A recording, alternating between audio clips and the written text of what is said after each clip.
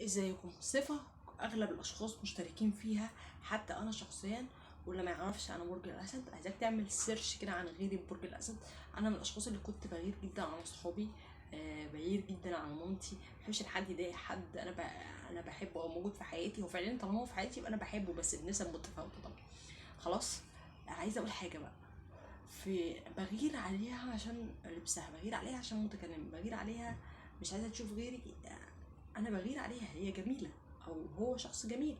طيب، عايزة أقول لكم حاجة، موقف أنا شخصيا اتحطيت فيه. لما يكون في دكتور مستقبله إنه يسافر فرنسا، وما أدراكه بالنساء الفرنسويات، في فرق بين أنا بغير في المطلق وموقف يستدعي إن أنا أغير.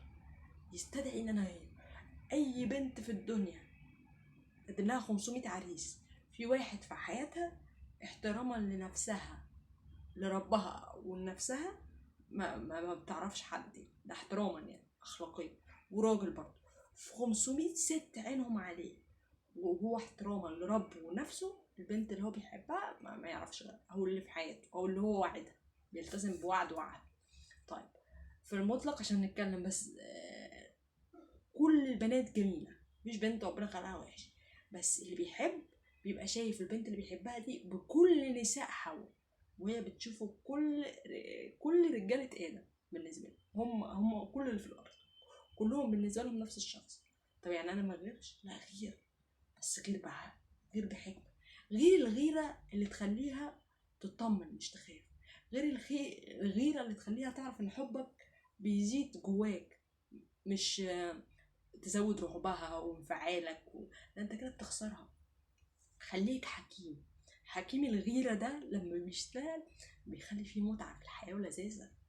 انما جنون الغيرة وهتتجنن وهي هتتجنن ملهاش لازمة، لان انت كده كده ليك زمايل وهي ليها زمايل.